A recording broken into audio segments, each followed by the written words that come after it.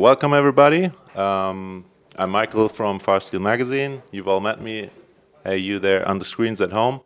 We're here today in Heidelberg, Germany, and with us is Mr. Tom Ritchey. Welcome, Tom. Thank you.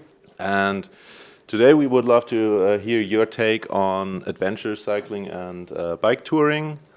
It is really popular now, but I guess you did it a couple years ago as well, and we would love to hear the differences and what's your take on it.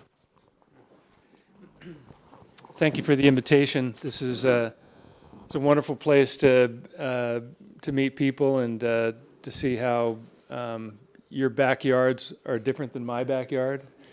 We all basically love to ride, and when the pavement ends, we find new ways of riding our bike and the skills to do that. I think that's the main thing that is happening is that the paved roads are in bad shape where I am in California, and there's a lot of people that are using them, mostly cars.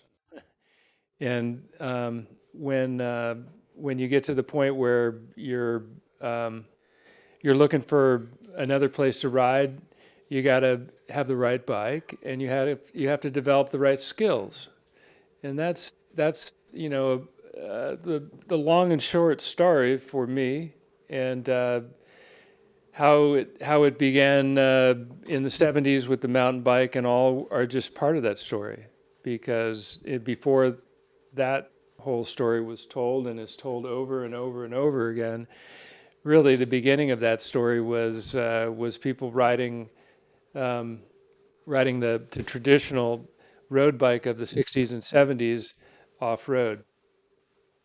And we lived in a very unique Northern California environment where the kinds of dirt roads were very similar to what you have here. There was not as much gravel, not as much big stones. There was more soft underbrush environment. The redwoods made a unique place to ride, because when you fell in a soft bed of mulchy redwood, leaves and branches, and we fell often, and it's a place to really test basically how far you could push the limit. If you were a road cyclist and you were a good bike handler, you would push it far, and we had many fun times of crashing and running into each other as we were trying to pass each other on single tracks and these kind of things on road bikes, because we're all competitive. We were in the middle of our racing careers, and to have fun off road meant we were going to race. We're going to race the road bike in very narrow single track conditions. If we lived in, let's just say, Gunnison, Colorado, or Southern California, it would have been very different. The kind of terrain, the rocks, the ruts of the East Coast, all those things would have made it a lot more dangerous in the 70s when we were playing around with our abilities, our skills, to not survive those kinds of horsing around and playing off road. And so the long and short answer of the beginning of adventure riding or gravel riding or things like that has to do, of course, with an environment. Everyone has a different environment. Everyone can only use that environment to the degree that their skills and the kind of bike that they're riding is matched to that skill. If you have too many flat tires, you're not going to be, probably pushing your pushing it and having as much fun. But if you live in a roller coaster, single track, redwood tree environment like we grew up in, it was a gas. There was a lot of fun that we had early in our. This was before mountain bikes, of course. This was in the early '70s. This when we were riding what we called epic all day rides in the Santa Cruz Mountains, at least 120 miles. 30 of it was off-road, and it was with a man named Jobst Brandt. And he was a German engineer, worked for Porsche for the beginning of his career, was a Stanford mechanical engineer that became very famous in our area of Northern California with leading these rides into the areas that most people can't imagine. Even your imagination isn't good enough to think of the back roads of the Santa Cruz Mountains. They are places that I've explained to people that people get lost and die in. And they're that close to you at the same time. They're only an hour or 2 hours away, and you're in the middle of areas that have deep penetrating dirt roads, logging roads, fire trails, places where, and single tracks, places where very few that he led would know how to get out of unless he was there, leading the rides and taking us not only into them but out of them.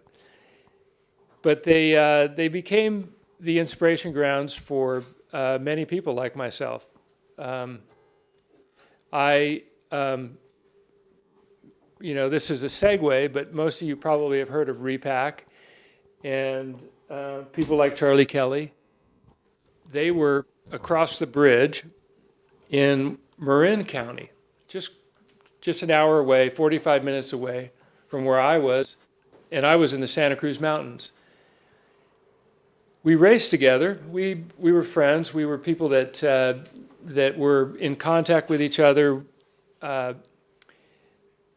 They would invite me to things. I would invite them to things. I was the only outsider that rode the Repack. So it was a very small, tight-knit group of people that were doing this. They lived within a couple of miles of each other. They went to school with each other, high school. They smoked dope together. They had all kinds of reasons for their community in the middle of Marin. I was on the racing circuit. I was Cat 1 national level racer in that time, and some of them were very good racers too.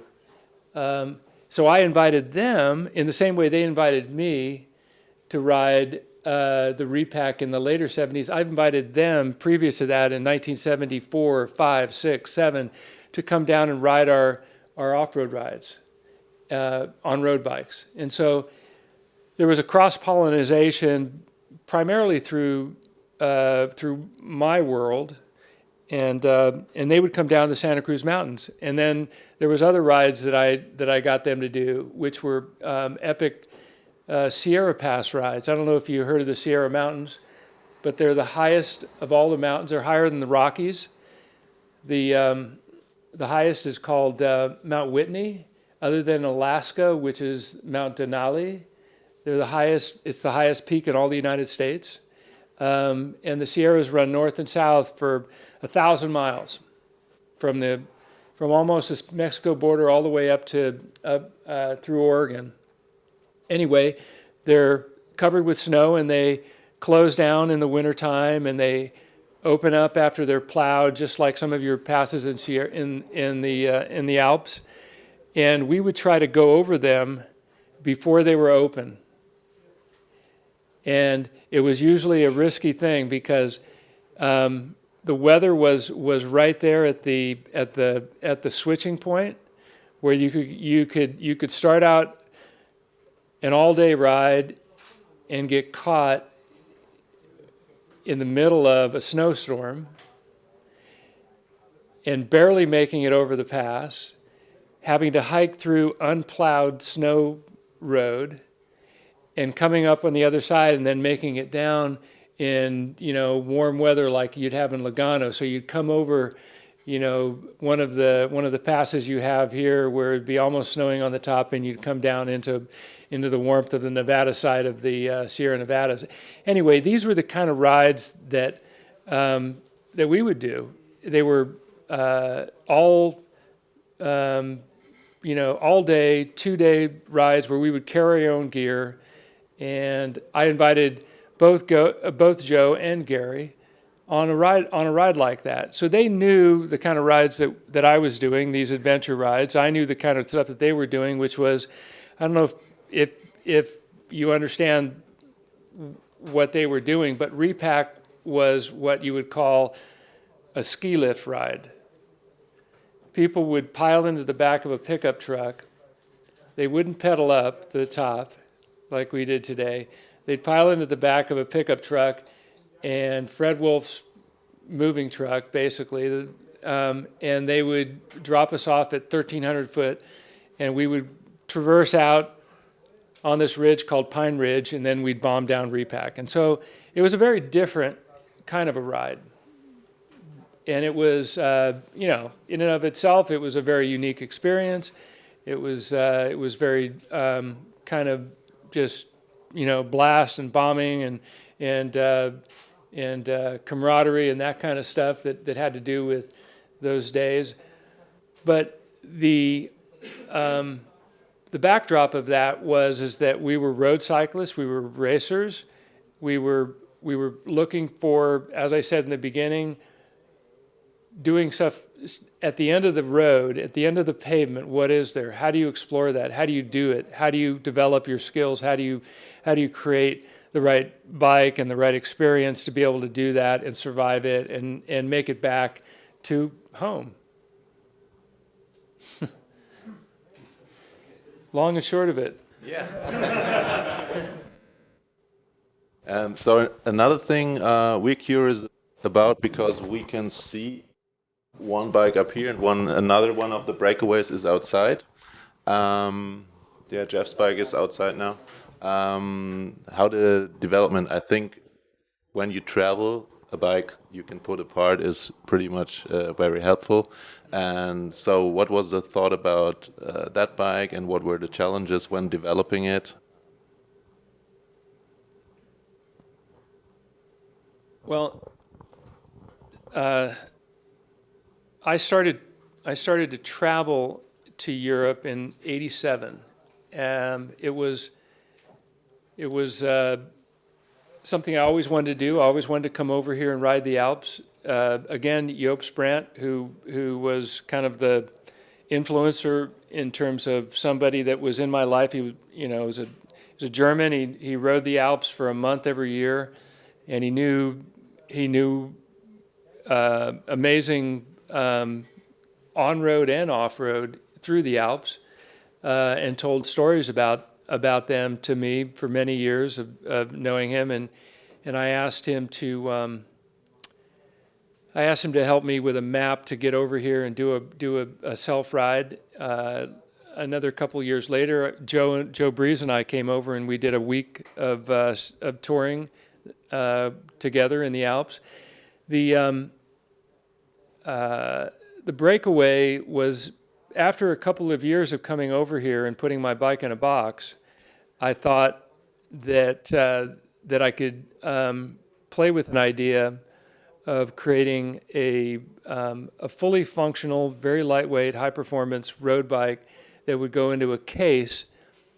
And this was before 9/11, when you could have you could go to the airport in Zurich, and you could rent a locker, and you could throw your bag and your travel clothing into the locker, and you could leave on your bike with a minimal credit card and very similar bags that you see strapped to the bikes now. And that was the concept, and that was in '98. And and so this is what I did for a number of years. I would come over and I would stash my bag and go on my week-long or 10-day-long tour through the Alps, put a lot of miles on, and come back to the airport, self-assisted, not even go to the hotels, and basically jump in the river, wash off, get on the plane, and go back home. And that was to me the ultimate thing, is to not use any public transportation, not have dependency upon someone that I knew over here that it was going to help me out or whatever. It was basically being independent, and that was the genesis of the breakaway, is wanting to do all that by myself, and maybe with someone else that had the same kind of bike. I went all over the world. I went to New Zealand. I did it in New Zealand. I did it in other countries, and in the early 2000s. And it turned into a natural product that, after I tested it a number of years, I decided to introduce it as a Ritchey product, as a Ritchey bike. And it was after a number of years of really not having my bike line active. I kind of had a period of time through the mid '90s where the bikes were available, and then I was putting a lot of focus into the mountain bike and the road and the components, and developing the company as a component company. And it was really the breakaway that I decided to kind of re-enter the bike side again. And so for a number of years, I improved the breakaway, created new models of the breakaway, and that's the story of the breakaway. So it is also true that you still approve every single Ritchey product that enters the market. Well, I think what the question really is do I design every product? As part as in Ritchey is still an independently owned company, and that is not a normal case in the bike industry today. Yeah. So yeah, that goes together with that question. Yeah. So, I mean, when you've done something for 40 years, you can kind of do it somewhat on autopilot. And for me, designing components, designing every product, every individual product, every degree of design, every nuance of design has been something I've been privileged to do, stay in control of the product design of the company 100%. Was there like a moment, a defining moment in your career where your product line sort of took off because somebody wrote an article or made a video about you or something like that? I would say that a very unique period of time was my relationship with Thomas Frischneck when it started in 1990, and there was a lot of good opportunity, of good publicity, of wonderful kind of publicity around the mountain bike up until then. But in '89, we had the first unofficial World Championships in Mammoth Mountain, and my rider Don Myra won it. And Don Myra was also one of the best cyclocross riders in the country. And that winter, Don and Dave McLaughlin, who was helping basically me in a tremendous way on the team side, even though Don Myra raced for me for $2,000 a month in '89, and that was a big commitment. That was a lot of money. He went to the World Championships and in Europe, and he ran into Thomas Frischneck, and Thomas had just won the Junior World Championships here, and they Thomas, outgoing, very, very, kind of unique individual, developed this idea of wanting to race mountain bikes. And there was very few people making any kind of a crossover between road, cross, and mountain bikes here. And Thomas was one of them that spoke this to Don Meyer and Dave McLaughlin. And I had I forget exactly how it happened, but within a very short amount of time, I had a conversation with Thomas on the phone in Switzerland, and as a result of that, I said, I would love it if you wanted to come over. I would help you out to enter racing mountain biking next year in the United States. So the long and short of that is that Thomas, with his amazing talent and his cyclocross skills, transitioned probably more successfully than any other rider, and did it with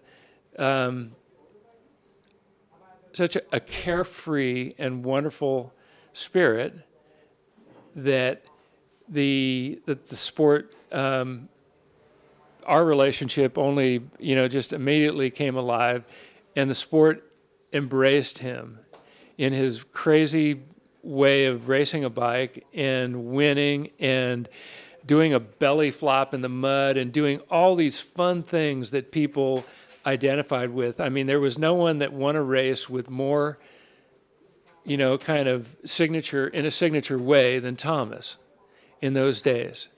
And he just became iconic to what people associated with the fun, with a different sport, with a way of racing mountain bikes became an attitude of fun. And I don't think people really got that. And that changed. I think people don't understand the beginning of the sport of mountain biking. They don't understand the beginning of really the professional side. But that became, I think, different from road racing. The way that people won road races, the way that people won other races, was very stoic, was very signature, was very, the way that a mountain biker started to win and prove himself on the mountain bike side was just this attitude, was an attitude.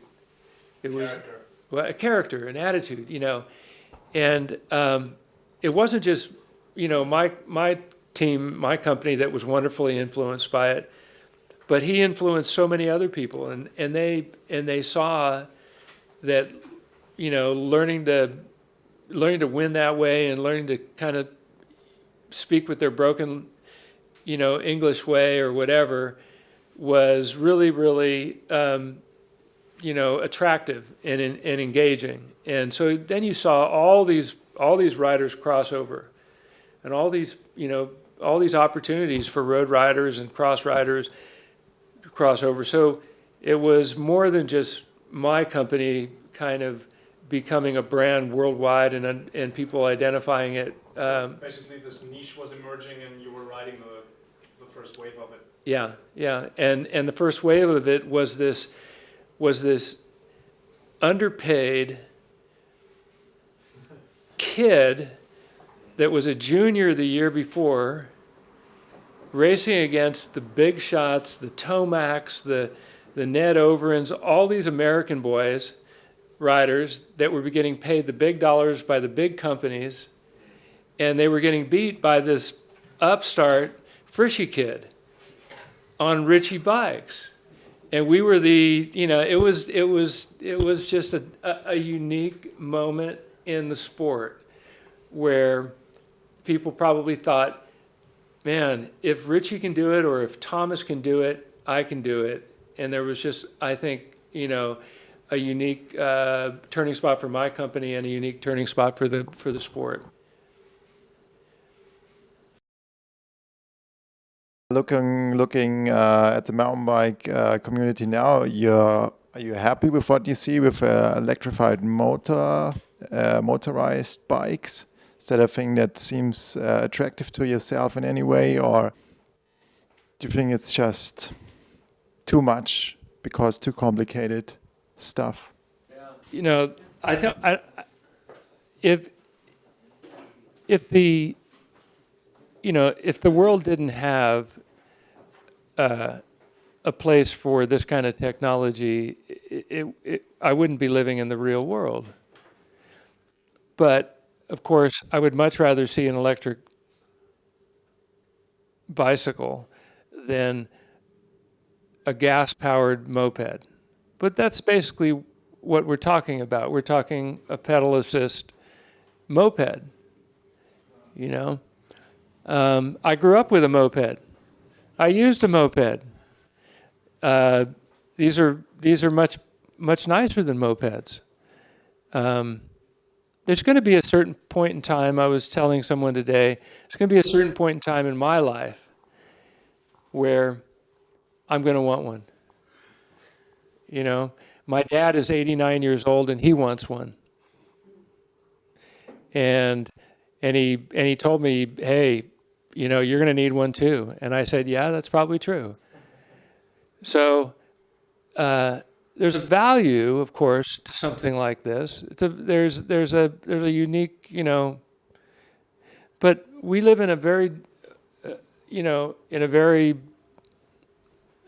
complicated, or I would say contradictory sport.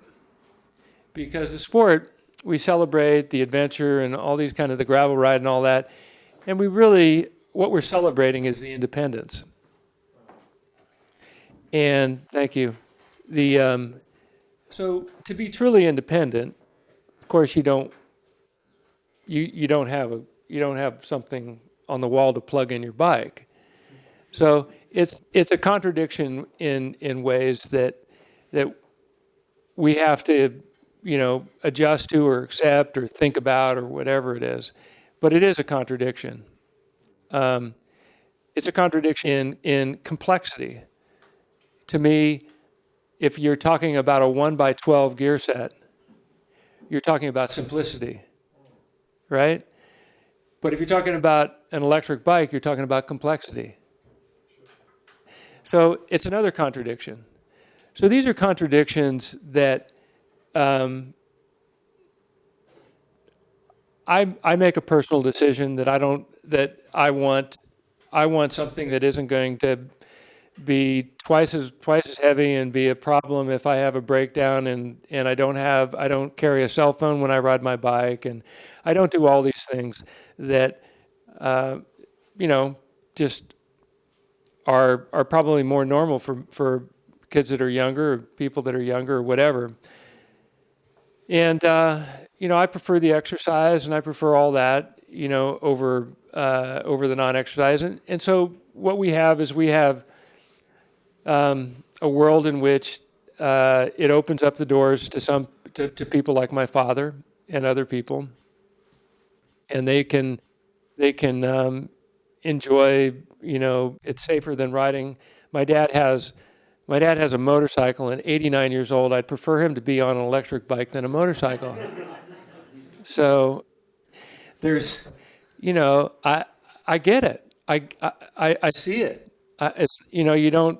You don't have to tell me that there isn't value to it. But to the degree that I think most people, to the degree that they can be independent on their own without it, they would be.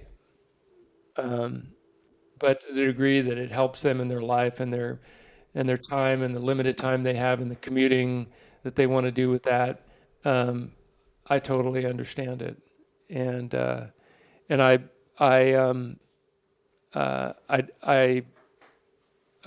would say that to the degree that it becomes a motor car industry driven business, which is probably the direction that it looks like it's going to go, will be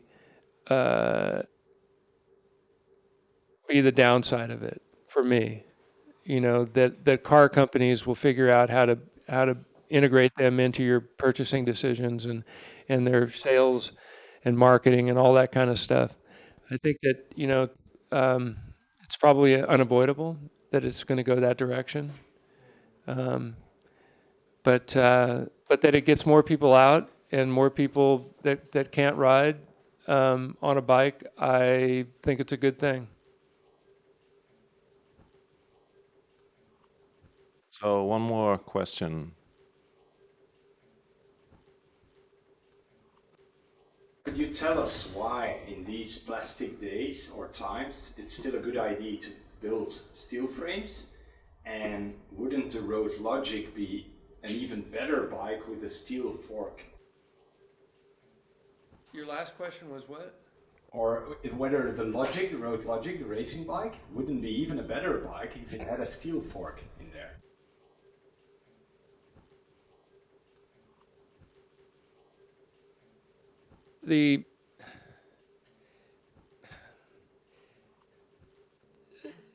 This is also a very complicated answer, similar to the other things I've tried to answer. The most efficient and I would say proven of all bikes in terms of being able to probably be ridden in all kinds of environments with the conditions that you're able to understand the bike and able to understand its systems and not have problems with those systems, because the bike is a system. The bike is a collection of 50 different components that are all working together in order to make something that is functional and light and elegant and all that kind of stuff, I believe still is steel. People don't understand the steel fork. As nice as the monocoque carbon fork is, the steel fork is a unique fork. It is a very wonderful, it has very wonderful characteristics that are not obvious to people. It's not obvious to the average person what makes a steel fork a special fork. People cannot seem to understand a 1-inch steering column and the value of a 1-inch steering column. And it's an easy thing for me to explain if I had a lot of time.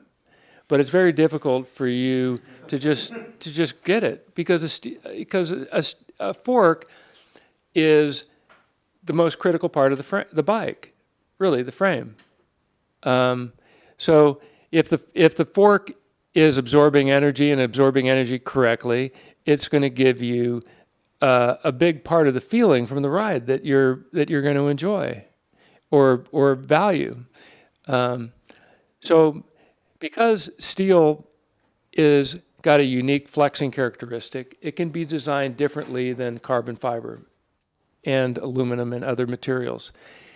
And as a frame builder, one of the most important things in the designing of a bike previous to anyone introducing carbon fiber was designing the fork in a way that when you did have an accident, the fork would bend and the frame would not.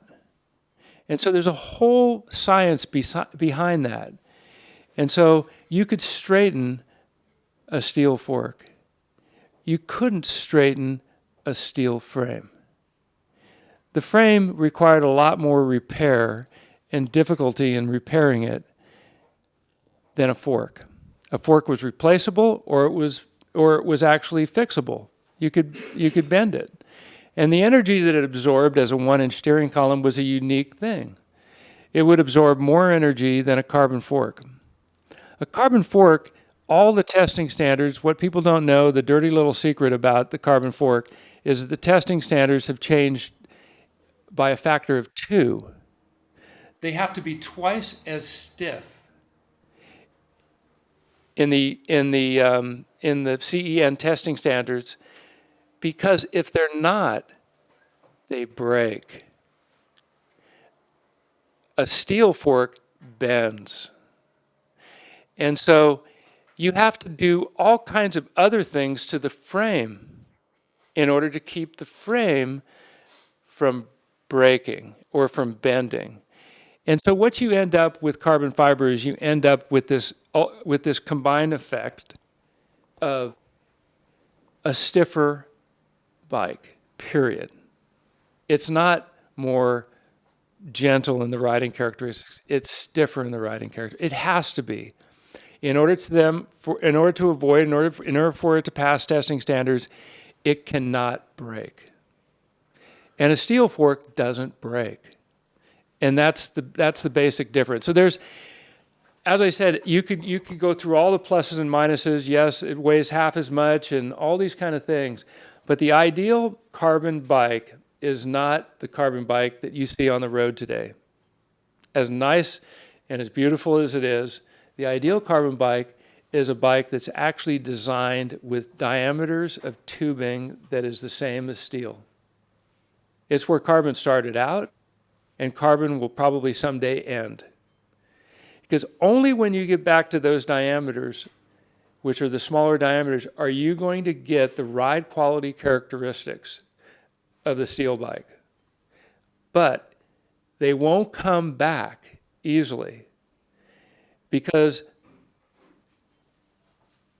this is the dirty little secret of the industry. The companies want a billboard, and the down tube gives them a billboard, and they're not going to give up that billboard. So they're going to be big, they're going to be stiff, and they're going to be harsh, and that's just the nature of it. A mountain bike is a whole different animal. A mountain bike, you have a suspension fork, you have a suspension rear end, you can absorb the energy in a different way. But on a road bike, if you're going for weight, you're going for performance, you're going to have this very stiff, harsh ride, period. And disc brakes have only added to that.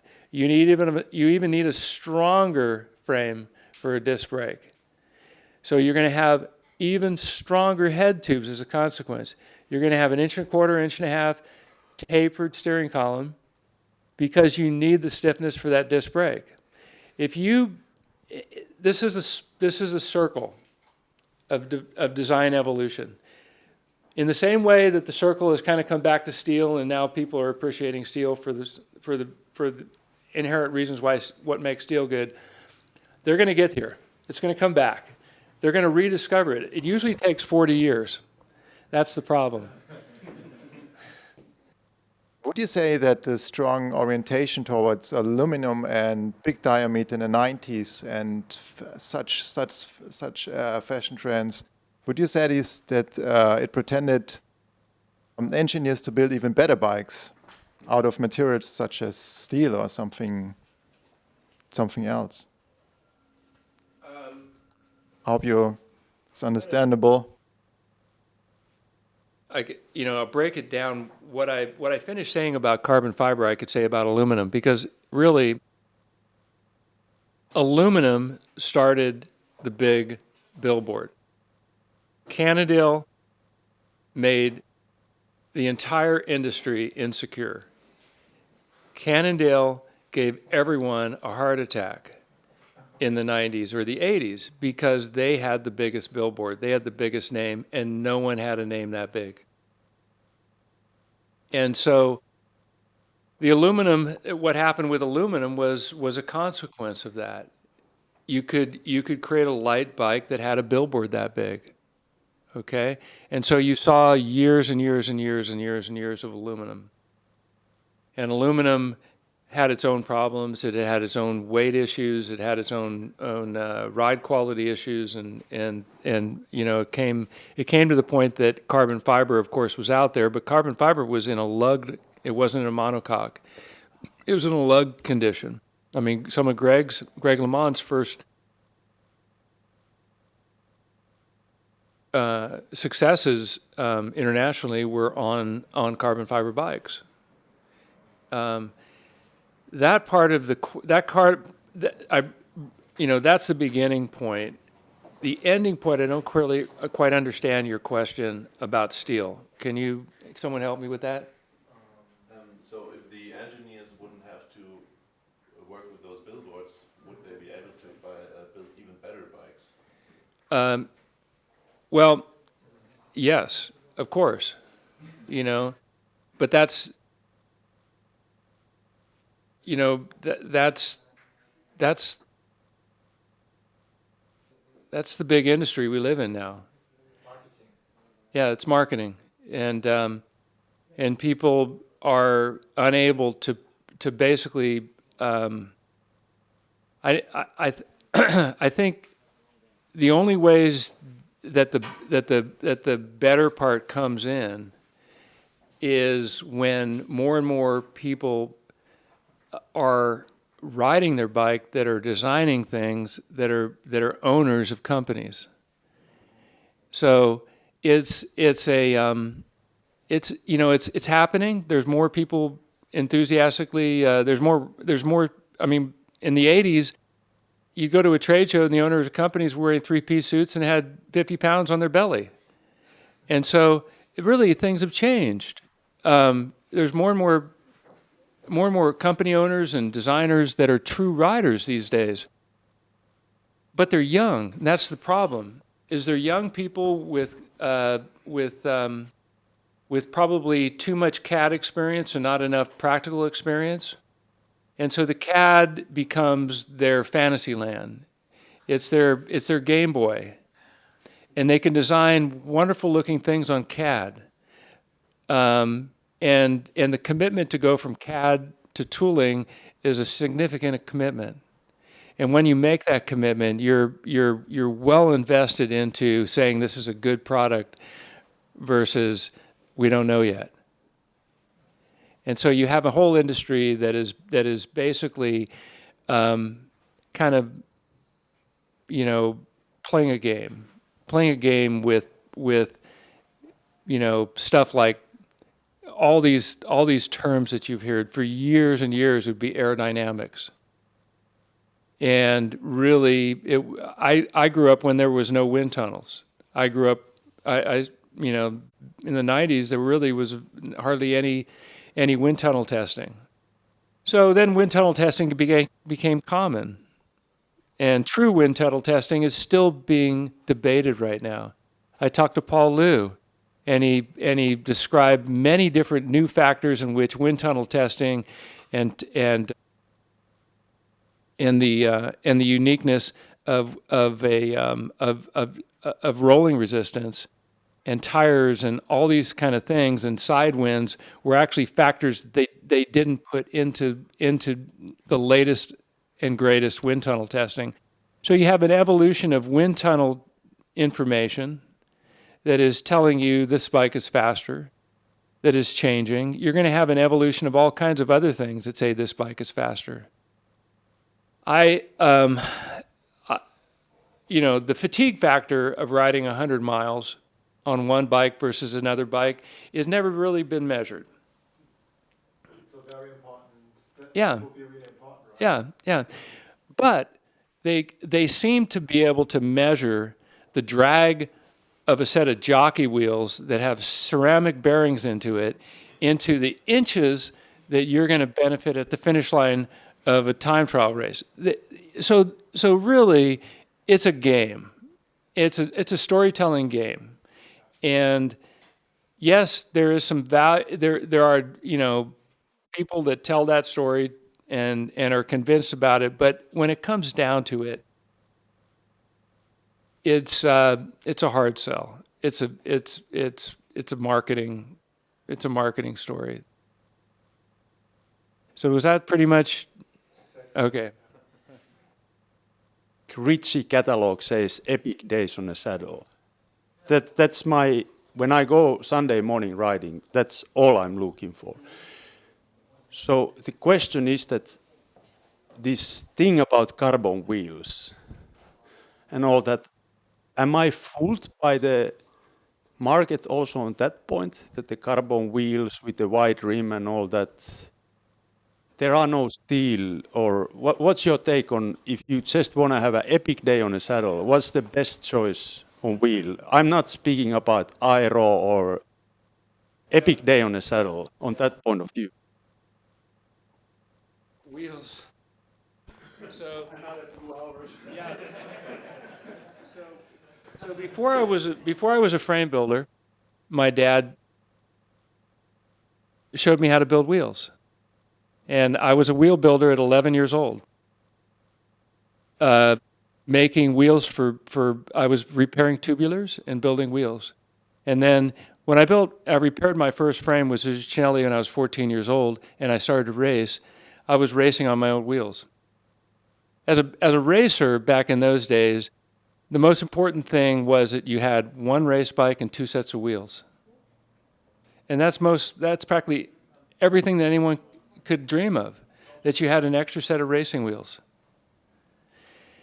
I know this is a long-winded answer, but the main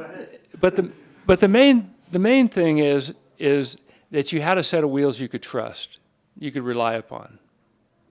And what I see nowadays are wheels that you can't trust. And perfect example of that is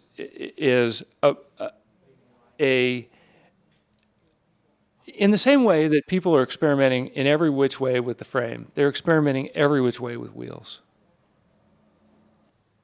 Straight pull, all kinds of variations of materials and spokes, all kinds of unique drilling and lacing systems and patterns and things like that. The bottom line to me is if you do have a problem and you do break a spoke, which is inevitable if you're an epic rider, right?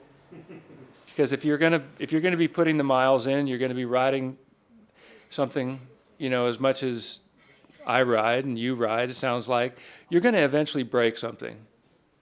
And you don't want that failure to be unserviceable. So what you have nowadays is you have a complexity of wheels and wheel systems and unstandardization resulting in failures that you can't repair on the road. If you look at the latest Apex wheels that I've developed the last couple of years, they're actually 40 years of thinking about how to do it and how to repair it in the field. I could go through it, I could show it to you, but if you take a couple of the seal caps off and you look at them, they look like they're straight pull wheels. But if you take the dust caps off, they are forged in J-bend sockets in the hubs. No one has ever done that.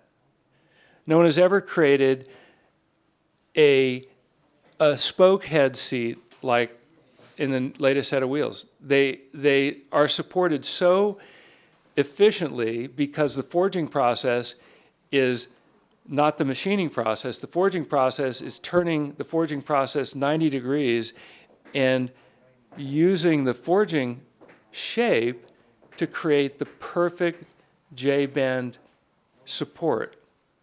So if you build a wheel, going back 45 years ago, if you build a wheel, the thing you have to do is you always have to pre-stress the wheel. In order to set the nipple in or set the J-bend in, you need to establish a bed that the spoke likes. And if the spoke likes that bed, it's going to sit there and go, I love you, I love you, I love you, I love you, I love you, I love you, I love you. And if the spoke doesn't like that, it's going to go, I hate you, I hate you, I hate you, I hate you, every pedal stroke to the point that it breaks. And we're in that world right now where we don't know how to analyze the breakage of these wheels. So a guy is out on one of my rides, and he comes down this road out, basically hours away from where his home is. And he's got his normal carbon fiber fork with his front tire hitting the fork blade, boom, boom, boom, boom, boom. And he's coming by me, and I'm the only guy he's probably going to see all day. And he stops, actually turns around, he goes, hey, I know I don't want to ruin your ride, but do you have a spoke tool? And of course, I have got my 25 gram CPR 9 in my back pocket. I pull it out. I go to work on his wheel, and they changed the nipple. They created a size to go with, guess what? A normal spoke, but a tubeless rim. They wanted an alloy spoke that wouldn't break. An alloy nipple that wouldn't break. So they oversized the nipple. They custom made the nipple using a traditional spoke that broke, that wouldn't fit a traditional spoke tool. So you have all these crazy things that are like out there right now. Clearance on, I was about ready to give this guy, a talking to, So he was out in the middle of nowhere. He had no clearance on his fork. So if you broke a spoke, it was going to hit the blade. He had no tool to fix his front wheel.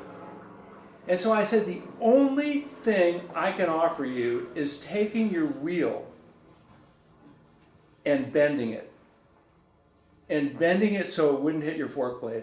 And at that point he said, thank you, no thank you. and he went down the road with his tire hitting his fork blade all the way home. And what happened? I know what would have happened. The heat would have generated, and he would have had a flat tire at some point in time. So he would have been going back home on his rim,